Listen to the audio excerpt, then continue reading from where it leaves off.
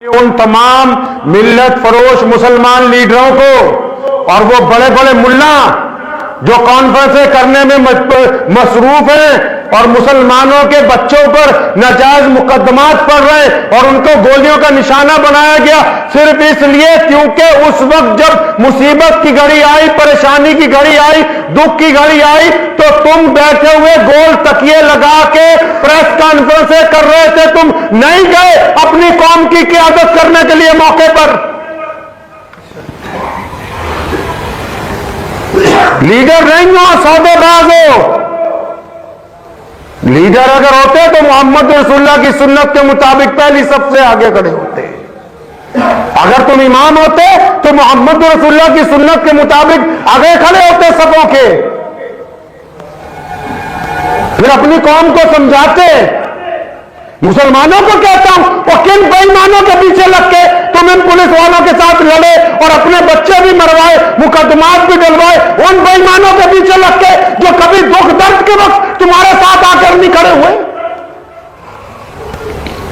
जो सिवाय एक प्रेस कॉन्फ्रेंस के, एक प्रेस नोट के, एक अदालत में वकील करवाने के और 25 साल के बाद रिहाई के वक्त अपनी छाती थपथपाने के कि हमने मजलूमों के मुकदमे लड़ दिए, इसके अलावा कुछ नहीं कर सकते। जो लोग, बहुत सारे मुरीदों को ये गुफ्तगू चुभ जाएगी, लेकिन ये हकीकत है। ये हकीकत है कि ये जो मुसलमान मिल्लत फरोश लीडर और चंद मौलवी हैं, ये तुम्हें भाजपा का नाम लेकर डरा रहे हैं और अपनी रोटियां सेक रहे हैं। इनको वक़्फ़ से कोई लेना देना नहीं है। अगर ये वक़्फ़ के तरफदार होते तो इनके मोहल्ले में कोई गरीब ना होता। अगर ये वक़्फ़ के तरफदार होते तो इनके इलाके में कोई बेवा ऐसी ना होती जिसके घर में 2 वक्त सुकून से खाना पक रहा हो।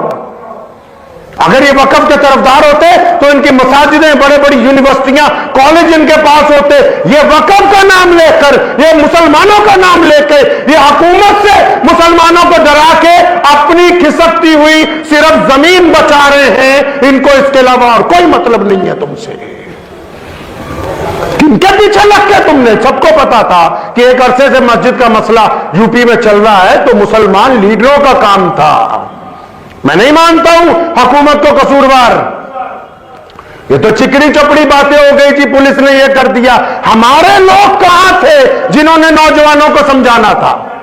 हमारे लोग कहां थे? ये बाद में जमानतें करवाने के लिए रखे या कौम के नाम चंदा करके आधा खा के आधा बांटने के लिए रखे? हमने बचपन से अब तक यही देखा है अपने वालिद मोहतरम शेर इस्लाम मौलाना हबीबुर रहमान लुधियानवी रहमतुल्लाह अलैह को, उनके वालिद को, उनके आबो अजदाद को, कि जब भी कोई मामला पंजाब में आया, जब भी कोई बड़ा एहतजाज हुआ, जब भी कशीदगी पैदा हुई, जब भी कोई मसला मुसलमानों का या गैर मुस्लिमों का हुआ, हमने एक ही बात उसमें सबसे पहले देखी कि कौम का लीडर, कौम का कायद, कौम का इमाम हमेशा सबसे आगे रहा और उसके आगे रहने की वजह से कभी लड़ाई नहीं हुई, उसके आगे रहने की वजह से कभी पथराव नहीं हुआ, उसके आगे रहने की वजह से कभी गाली गलौच नहीं हुआ, उसके आगे रहने की वजह से अमन और सलामती कायम रही। जब लीडर घर में बैठा होगा और नौनिहालों को तुम भड़का के आगे भेजोगे तो उनकी किस्मत में सिर्फ जेलें हैं, इसके अलावा और कुछ नहीं है। वो कहता है ना, तू इधर उधर की ना बात कर, ये बता कि काफिला क्यों लुटा, मुझे रहजनों से गिला नहीं, तेरी रहबरी का सवाल है। अपने आप को मुसलमानों का लीडर भी कहते हो और जब दुख आने वाला, परेशानी आने वाला, इनको आके समझाते ही नहीं। जो कौमें होती हैं वो एक ताकतवर घोड़े की तरह होती हैं। सुनो, मिसाल देके समझा रहा हूं। कोई भी कौम हो वो एक ताकतवर घोड़े की तरह होती हैं। अगर उसके ऊपर एक अच्छा शाहसवार बैठा होगा, एक अच्छा इमाम, एक अच्छा लीडर बैठा होगा तो वो घोड़ा रेस जीत जाएगा। अगर कोई अच्छा शाहसवार उस पर नहीं बैठा होगा, वो बेलगाम इतना दौड़ेगा, या तो खाई में गिरेगा या गिर के अपनी टांगें तोड़वा लेगा। उसकी किस्मत में बर्बादी लिखी होगी, उसके अलावा कुछ नहीं होगा। तो वो लोग कहां है भाई? नबी अलैहिस्सलाम तो बदर में भी आगे, ओहद में भी आगे, हुनैन में भी आगे, खंदक में भी आगे, इमामत में भी आगे, रियाजत में भी आगे। वो लोग कहां हैं? कहां है वो सारे मौलवी जो बड़ी बड़ी प्रेस कॉन्फ्रेंस कर रहे हैं, बड़ी बड़े इज्तिमा कर रहे हैं। कहां वो सारे लीडर बड़े बड़े जो मुसलमानों को भड़का रहे हैं कि जी हमारी पार्टी में आ जाओ, हमारी पार्टी में आ जाओ। जब दुख दर्द की बात आई, कहां है वो? तुमसे अच्छे तो वो गैर मुस्लिम है। अगर उनकी कौम को कोई तकलीफ होती है, जाके उनके साथ खड़े तो होते हैं, दुख दर्द तो बांटते हैं। मुसलमानों, अगर अब भी नहीं समझोगे, अब भी इन मिल्लत फरोशों के पीछे लगे रहोगे, तो तुम्हारा कोई पुरसाने हाल होने वाला नहीं है। कोई पुरसाने हाल नहीं है। अपनी कौम में अच्छे लोगों के क़यादत के लिए अपने मोहल्ले में हुकूमत को भी कहना चाहता हूं, और जिसे तुम मुसलमानों का लीडर समझते हो, ये अखबारी लोग हैं। अगर ये लीडर होते इनके कहने पे 100 सीटें जीत ना जाते, अगर ये लीडर होते इनके कहने पे 100 पार्लियामेंट की सीटें दूसरी पार्टी हार ना जाती। ये अखबारी हैं, दरबारी हैं। इनको पता ही नहीं कि मोहम्मद रसूलुल्लाह की सुन्नत क्या है। प्यारे पैगंबर अलैहिस्सलाम ने कैसे इंसानों की खिदमत की, कैसे इंसानों की रहनुमाई की है। इनको सुन्नतें लोगों के लिए याद हैं, इनको खुद नहीं याद कि मोहम्मद रसूलुल्लाह सल्लल्लाहु अलैहि वसल्लम की एक इमाम के लिए क्या सुन्नतें हैं, एक लीडर के लिए क्या सुन्नतें हैं, एक कायद के लिए क्या सुन्नतें हैं, कि आदत कैसी होनी चाहिए। इन्होंने कभी उस तरफ तो पढ़ा ही नहीं। ये सारी जिंदगी मुसलमानों को ही डांटते रहे कि तुम इस तरह नमाज पढ़ो, तुम इस तरह खड़े हो जाओ, तुम इस तरह दाढ़ी रखो, इस तरह मूंछें रखो। इन्होंने कभी खुद अपने मुतालिक कुछ पढ़ा ही नहीं है इस्लाम के अंदर के इस्लाम कहता क्या है इनको। नबी अलैहिस्सलाम ने हमें सिखाया है, हमने तो अपने आबो अजदाद को ऐसे ही देखा है, और तभी अल्लाह का फजल रहा। अभी भी रमजान शरीफ की बात है। रमजान शरीफ में एक लुधियाना के इलाके में कुछ कुशीदगी हो गई। हुकूमत को लगता था, इलाके के लोगों को लगता था कि नहीं, यहां अगर लड़ाई बढ़ जाएगी तो दो कौमें आपस में लड़ जाएंगी। लेकिन आप उस इलाके वालों को जाके पहुंचे कि अगर जब वो तमाम लोग एक दूसरे के खिलाफ बदतमीजी के लिए तैयार थे, हमारी क़यादत, हमारे लोकल मुसलमान लीडर तमाम के दरमियान में जाके खड़े हो गए। किसी एक नौजवान ने बदतमीजी नहीं की, किसी एक ने किसी के ऊपर कुछ नहीं किया, और अल्लाह के फजल करम से अमन अमान 1 घंटे के अंदर कायम हो गया। अरे भाई, जब तुम घर में बैठे रहोगे, लोगों को भड़का भड़का के भेजते रहोगे, तुम्हारी मस्जिद गिरने लगी है, मस्जिद का चौधरी तो तू है, वक़्फ़ का मुतवल्ली तो तू खुद बना हुआ है, हिसाब किताब सारा तेरे पास है, आगे गरीब मुसलमानों को कर रहा है, जिनकी माएं बाद में रो रही हैं, जिनको पूछने वाला कोई नहीं है। 3 दिन के बाद जाके फिर एक दोबारा वही घिसी पिटी बात कि हमने जाके अधिकारियों से मिले, प्रेस कॉन्फ्रेंस की है और हम मुकदमा लड़ेंगे। बस यही तो धंधा है अब ये। चमन के वो खुद परस्त माली जिन्हें खिजा रात आ गई हो, वो क्यों कर ये दुआ करेंगे, चमन में फसले बहार आए, मताए गुलशन कुछ ऐसी बाती मेरे वफादार दोस्तों ने, न उनके दामन में फूल पहुंचे न मेरे दामन में खार आए। ये भी तो दीन है ना मेरे भाई। और मुसलमानों कब समझोगे? ये मुसलमानों की बड़ी खराबी है, उन नौजवानों की भी जो लोग जाके ईंटें पत्थर उठा के खड़े हुए हैं। और कभी अपने इमाम को पूछो तो सही, तुम उन मुल्लाओं के पीछे लगे हुए हो जो तुमसे मुसाफा करना गवारा नहीं करते, और अपने उस इमाम को नहीं पूछते जो 5 वक्त तुम्हें नमाज पढ़ाता है, तुम्हारे बच्चों को पढ़ाता है, तुम्हारी मस्जिद का जो सदर है, कभी उससे भी पूछो करना क्या है बाहर बाजार में। अपनी उस क़यादत से पूछो जो तुम्हारे घर की क़यादत है। व्हाट्सएप कम खेलो, झूठी खबरें कम उड़ाओ। कुर्बानी देना एक बहुत बड़े मर्तबे की बात है, लेकिन अपने आप को जाया कर देना किसी मर्तबे की बात नहीं है। हुकूमत को भी कहता हूं कि ये जिनको तुम मुसलमानों के नुमाइंदे समझते हो, अगर ये नुमाइंदे होते तो मैदानों में लोगों को इकट्ठे करने की जरूरत नहीं पड़ती। ये जीत के पार्लियामेंट में आते और डंके की चोट पर अपनी बात कहते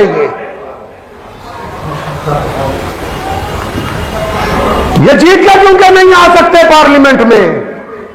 क्योंकि इनको पता है कि अगर ये वोट के मैदान में उतरेंगे तो मुसलमान इनको पार्लियामेंट में नहीं भेजेंगे। इसलिए इन्होंने दूसरा तरीका निकाला कि हुकूमत के खिलाफ बोलेंगे, मुसलमानों को भड़काएंगे और फिर मुसलमानों को भड़का के अपनी रोटियां सेकेंगे। और भैया तुम्हारे बच्चे तो ऐश कर रहे हैं, इस कौम को क्यों मरवाने के ऊपर उतर आए हो तुम लोग? तुम्हारे नौनिहाल तो बाहर के मुल्कों में पढ़ रहे हैं, चाहे वो सियासतदान हो चाहे वो बड़े बड़े मौलवी हो। पता तो करो कि रह कैसे रहे हैं, खा क्या रहे हैं, और जिनको बुला रहे हैं उनका क्या हो रहा है। इस बात का हमें अंदाजा है कि बहुत सारे मुरीदों को लग जाएगी ये बातें कि मौलाना ने ये बातें सख्त कह दी। ये बातें चाहे सख्त हो, लेकिन ये बात खिलाफ सुन्नत है कि बंदा अपने आप को मुसलमानों का अमीरुल हिंद कहे, कोई बंदा मुसलमानों का कायद कहे, कोई बंदा अपने मुसलमानों का सदर कहे, कोई बंदा मुसलमानों का अपने आप को सबसे बड़ा लीडर कहे। ये सारे ही मौलवी भी और लीडर भी दोनों, चाहे वो जो सबसे ज्यादा हर मामले में पार्लियामेंट में भड़कते, सारे सुनो कान खोल के। तुम अगर दावे ये करते हो कि तुम मुसलमानों के लीडर हो और तुम्हें पता होता है कि एक हफ्ते बाद फला जगह हालात खराब हो जाते हैं, हो सकते हैं, तो तुम खुद क्यों नहीं जाते वहां पर, खुद जाके उस मसले को हल क्यों नहीं करते, खुद अपने नौजवानों के आगे जाके क्यों नहीं खड़े होते, क्यों इस कौम को बेसहारा छोड़ते उस वक्त, और बाद में फिर प्रेस नोट लेके और चंद कागज के टुकड़े लेके टीवी और व्हाट्सएप के ऊपर आ जाते हो कि हम इनका मुकदमा लड़ने के लिए तैयार हो। ऐसी क्यादत को क्या करना है? नबी अलैहिस्सलाम ने मस्जिद नबी बनाई, अपने हाथों से पत्थर उठा के रखे हैं, ये तकिया उठा के रखते हैं पहले। प्यारे पैगंबर अलैहिस्सलाम अपने घोड़े पर तशरीफ फरमाए, आप सल्लल्लाहु अलैहि वसल्लम का एक सामान गिर गया, नीचे खुद उतरे उठाने के लिए, फरमाया हम किसी का एहसान नहीं लेते हैं। हिजरत की रात को मदीना मुनव्वरा की तरफ जाने लगे, अबू बकर सिद्दीक ने 2 बेहतरीन घोड़े पाल के रखे थे। फरमाया या रसूलल्लाह, एक आपके लिए एक मेरे लिए। फरमाया नहीं अबू बकर, जिस पर मोहम्मद रसूलुल्लाह सवार होंगे उसकी कीमत देंगे, हम एहसान नहीं लेते हैं। लीडरों के लिए कोई सुन्नत नहीं है, और इन मौलवियों के लिए कोई सुन्नत नहीं है। ये सारी सुन्नतें, सारे फतवे इन गरीब मुसलमानों के लिए, सारे मसाइल इन्हीं के लिए छोड़ रखे।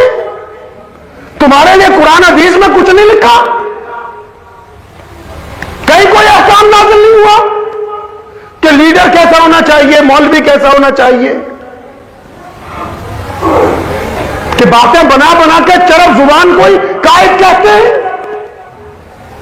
पता तो लगे कि आखिर कर क्या रहे हैं, हो क्या रहा है। कोई इश्तिहार बना के फोटो में बना के डाल रहा है, हम संभल के मुसलमानों से हमदर्दी। कौन सी हमदर्दी कर रहे हो भाई? जब उन पर दुख दर्द आने वाला था, हमदर्द वो लोग होते जो जाके उन मुसलमानों को भी कहता हूं कि इन बेईमान लीडरों के पीछे लग के अपनी जानें जाया मत करो। मुल्क में एक दस्तूर है, कायदा है, आप अपनी बात कह सकते हैं, आप कानून में अपनी बात रख सकते हैं। गुज़िश्ता 4 महीने से मैं अपने साथियों को कह रहा हूं कि वक्फ बिल का भी कुछ नहीं होने वाला, फिर हुकूमत ने कह दिया अभी कुछ नहीं होने वाला। क्यों? क्योंकि भाई जो नूरा कश्ती चल रही है उससे फायदा हो रहा है ना, चलने दो इसको। और किस दस्तूर में लिखा है कि पार्लियामेंट के बाहर आम जनता किसी कानून का फैसला करेगी? हमारे देश के कानून ने यह सहूलत हमें दी है कि आप जो चाहते हो आप वैसे लोगों को जिता के पार्लियामेंट में भेजिए, वो लोग फिर कानून बनाएंगे। तो जब हुकूमत ने आपको सीधा एक बटन दे दिया, सीधा एक इख्तियार दे दिया, इतना आपको हुकूमत ने इख्तियार दे दिया कि तुम अपनी मर्जी से अपने लोगों को जिता के भेज सकते हो, जब आप उन्हें जिताने के लिए तैयार नहीं, तो फिर ये तमाशबीनी क्या कर रहे हो यार? सब पता तो लगे करते क्या हो। क्या कुरान ने नहीं कहा वातसिमू बिहब्लिल्लाहि जमीआ? कहा नहीं कि आपस में नाक तो फरके डालो। आप तो चंद एमएलए एमपीओ को नहीं जिता सकते क्योंकि आप तो बरेलवी हैं, आप देवबंदी हैं, आप पठान हैं, आप गाड़े हैं, आप अंसारी हैं, आप कुरैशी हैं, आप मीर हैं, आप डार हैं। कड़वी लग रही होगी मुसलमानों को भी, कल मौलवी थोड़ी खराब है, सिर्फ मौलवी थोड़ी खराब है, नीचे वालों का भी बुरा हाल है। अगर तुम्हारा लोकल इमाम तुम्हें कहे कि रुक जाओ, नहीं नहीं इसकी नहीं मानेंगे। अगर वो आपको बात कहे, मना करे कि मत जाओ इस तरफ, रुक जाओ, नहीं नहीं इसे नहीं पता। अच्छा उन्हें पता है जो 500 किलोमीटर दूर बैठे, जो तुम्हारे दुख दर्द में आते नहीं। पता तो लगे क्या सुन्नत है। नबी अलैहिस्सलाम ने शौदा की तदफीन खुद की है, खुद नमाज जनाजा के अंदर पहुंचे। बताओ हिंदुस्तान का कौन सा बड़ा मौलवी, नाम बताओ उस मौलवी का, कौन सा बड़ा मुफ्ती, कौन सा बड़ा शेखुल हदीस, कौन सा बड़ा मेंबर पार्लियामेंट जो अपने आप को कहता है पार्लियामेंट में मैं मुसलमानों का हमदर्द हूं। बताओ वो किस मुसलमान के जनाजे के अंदर क्या, बताओ उसका नाम। और ये सारे के सारे बेवकूफ बना रहे हैं तुम्हें, ये भाजपा का नाम लेके तुम्हें बेवकूफ बना रहे हैं। ये तुम्हारा अपना उल्लू सीधा कर रहे हैं ये, क्योंकि इनको सुन्नत का नहीं पता, इन्हें नहीं सुन्नत पता मोहम्मद रसूलुल्लाह की, कि शौदा के जनाजे में खुद नबी अलैहिस्सलाम तशरीफ ले गए, ये सुन्नत नहीं है। क्योंकि इनको दीन से कुछ लेना देना नहीं। कोई होंगे 100 में 2 मुखलिस, इनको दीन से नहीं कुछ लेना देना। ये तो मुसलमान अपने नाम पे पेटेंट करवा लिए हैं, पेटेंट। क्या हम इनके मालिक हैं, ये हमारे नौकर हैं। हम जहां जैसे चाहें इनका इस्तेमाल करें, जैसे मर्जी इनसे नारे लगवाएं, जैसे मर्जी इनसे ईंट पत्थर भिड़कवाएं, इनकी सेहत पे कोई असर होने वाला नहीं है। क्योंकि उनको पता है कि इन्होंने अपने अच्छे मौलवियों की, अच्छे इमामों की बात नहीं माननी, इनको तो अपना मसलक कायम रखना है, अपनी बरादरीवाद कायम रखनी है, तो बस उसी चीज का फायदा उठा रहे हैं। पता तो लगे जिनके दिल में दर्द है, तकलीफ है अपनी कौम की, वो कितना एक दर्द और तकलीफ के वक्त मुसलमानों के साथ आए हैं। ये जुमे में आज का खिताब सिर्फ इसीलिए है कि आपको ये समझाना है कि इनके पीछे लग के, जिनके पीछे लगे हुए हो, अपनी जानें जाया ना करो, इनके पीछे लग के पत्थरबाजी ना करो, इनके पीछे लग के नाजायज मुकदमे अपने ऊपर न डलवाओ। मुल्क का जो दस्तूर है, इस्लाम ने आपको तालीम हासिल करने के लिए मोहम्मद रसूलुल्लाह ने कहा कि पढ़ो, तालीम नमाज की तरह फर्ज है, और उसके बाद अच्छी क़ियादत पैदा करो। अच्छी क़ियादत अपने इलाके में देखो, कौन अच्छा आलिम है, कौन अच्छा मौलवी है, कौन अच्छा मुसलमानों का लीडर है, कौन सा अच्छा काउंसलर है, कौन सा अच्छा एमएलए बन सकता है, उनकी हमदर्दी करें, आप उनकी हिमायत करें, ताकि वो दुख सुख में आपके साथ खड़े हों। ये जो आपने मामला पकड़ा है व्हाट्सएप फेसबुक वाला, ये कौम की हमदर्दी का मामला नहीं है, ये लोगों को मरवाने का मामला है। बताओ तो सही, अच्छा बताओ तो सही, क्या ईमेल करके कानून बदल सकते हैं? ईमेल करके कभी किसी का कानून बदला है? कानून ने दरवाजा खुला रखा है, खुला है दरवाजा पूरे मुल्क की जनता के लिए। अपने लोगों को चुनिए, उनको भेजिए, वो आपकी बात पार्लियामेंट में करेंगे। जो पार्लियामेंट से बाहर बात करने की बात करते हैं, वो मुखलिस नहीं है। अगर ये मुखलिस होते तो आपको बताते कि फलां क़ियादत है जो पार्लियामेंट में जाएगी, तुम्हारा भला करेगी, इस क़ियादत के साथ लग जाओ। क्योंकि ये खुद जा नहीं सकते, किसी दूसरे को भेजना नहीं चाहते, इसलिए बस यही तरीका अपनाया है कि बस मुसलमानों का बेवकूफ बनाते रहो, हुकूमत को डराने की कोशिश करते रहो। ना तो आपको कहते ना यार मिला, ना विसाले सनम, ना इधर के रहे ना उधर के रहे। सुन्नतें अपनाइए प्यारे पैगंबर अलैहिस्सलाम की। ये जो मैं आपसे बातें कर रहा हूं, ये सियासी बातें नहीं हैं, ये मेरे नबी अलैहिस्सलाम की सुन्नत है। ये सुन्नत है मोहम्मद रसूलुल्लाह सल्लल्लाहु अलैहि वसल्लम की। बिलाल को मार पड़ी तो बचाने पहुंचे हैं। अबू बकर रज़ियल्लाहु अन्हु जख्मी थे तो मलहम रखने पहुंचे हैं। सैयदना अमीर हमजा की शहादत हुई तो जिस्म के टुकड़े जोड़ के उन पर चादर डाली गई है। सैयदना अम्मार बिन यासिर के वालिदैन जो हैं जब शहादत हुई तो उनको हौसला देने के लिए मोहम्मद रसूलुल्लाह सल्लल्लाहु ताला अलैहि वसल्लम पहुंचे। बदर में मोहम्मद रसूलुल्लाह सबसे आगे, ओहद में मोहम्मद रसूलुल्लाह, जंगे खंदक में मोहम्मद रसूलुल्लाह खंदक में उतरे हैं। ये सुन्नत है मोहम्मद रसूलुल्लाह की लीडरों के लिए, ये सुन्नत है मोहम्मद रसूलुल्लाह की मौलवियों के लिए कि दुख दर्द में परेशानी में अपने लोगों के साथ जाएं, उनको हौसला दें, हिम्मत दें, उनका दिफा करें। अगर ये वहां मौजूद होते बड़े बड़े लोग, अगर ये बड़े बड़े लोग जो अब हमदर्दी का इजहार कर रहे हैं, अगर ये वहां मौजूद होते तो कोई लड़ाई होती नहीं हो सकती। अगर ये मौजूद होते तो लड़ाई नहीं होती। हम तो उनको तब कसूरवार कहेंगे हुकूमत को जब हमारे बड़े भी मौजूद होते और फिर ज्यादती हो जाती तो अब हम कहते कि जी हुकूमत ने ज्यादती कर दी है। आपकी तरफ से तो कोई बड़ा मौजूद ही नहीं था। कोई 15 साल का लड़का, कोई 20 साल का लड़का, कोई 19 साल का लड़का, कोई 10 साल का बच्चा, आपकी तरफ से तो कोई बड़ा मौजूद ही नहीं। हाँ, निकाह होना तो आगे हैं बड़े, जलसा होगा तो आगे हैं, जुलूस निकालना है तो आगे, प्रेस कॉन्फ्रेंस करनी है तो आगे, कोरमा बिरयानी का दस्तरखान लगेगा तो आगे, मंडा होगा तो आगे, जो रात की बात होगी वहां आगे, और जहां जरा सा खतरा नजर आया, जरा सी परेशानी की बात नजर आई तो वहां आगे तो छोड़ो 200 किलोमीटर तक, 500 किलोमीटर तक नजर ही नहीं आएंगे। अभी गए कहां, गए कहां वो पता ही नहीं जी।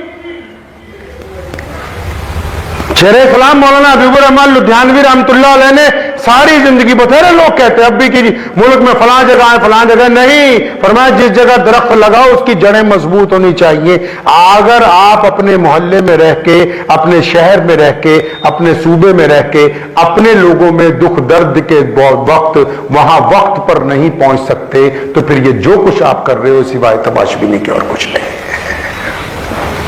क्योंकि मोहम्मद रसूलुल्लाह सल्लल्लाहु ताला अलैहि वसल्लम की सुन्नत है। आप भी अपनाइए, अच्छे लोगों को चुनिए, अच्छे लोगों को देखिए। ये बात नहीं कि आपके पास अच्छे लोग नहीं हैं। पूरे मुल्क में हर मस्जिद में, हर मोहल्ले में बेहतरीन पढ़े लिखे लोग भी हैं, अच्छे मिजाज के लोग भी हैं, हिम्मत वाले भी हैं, सब्र वाले भी हैं, बहादुरी वाले भी हैं, तकल्लुम वाले भी हैं, सारे लोग मौजूद हैं। लेकिन बस वही कि घर की मुर्गी दाल बराबर है कि इसको नहीं मानेंगे। अपनी की आदत खुद पैदा कीजिए, खुद अपने इलाके में, और अपने बड़ों के मुती और फरमाबरदार रहिए। अगर कोई वाकया होता है, आपका बड़ा आगे खड़ा है, आपके मोहल्ले की मस्जिद का सदर, इमाम, आपके मोहल्ले का कोई बड़ा बुजुर्ग, अगर वो आपको डांट रहा है कि रुक जाओ, हट जाओ पीछे, तो अपने बड़ों की बात मानो। बड़ों की नहीं मानोगे फिर जलील होगे, रुसवा होगे फिर। और बड़ों को भी ऐसा होना चाहिए कि वो दुख दर्द के वक्त, परेशानी के वक्त घर पे ना बैठे रहें, खौफजदा ना हो, बल्कि अपनी कौम में, अपने बच्चों में, अपने नौजवानों के आगे जाके खड़े हों, ताकि वो इस बात का फैसला कर सकें कि पेशकदमी करनी है या वहीं रुक कर बात करनी। क्योंकि अल्लाह ने उनको बड़ा बनाया और बड़ों में ये सलाहियत मौजूद है कि करना क्या है।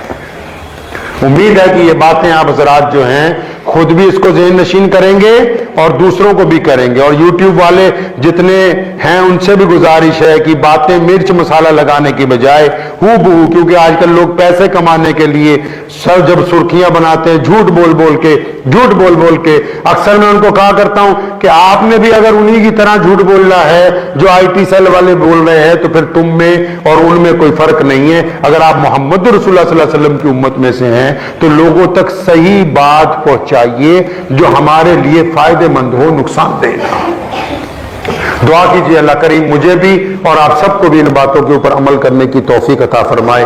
व आखिर दावाना अनिल हम्दुलिल्लाह।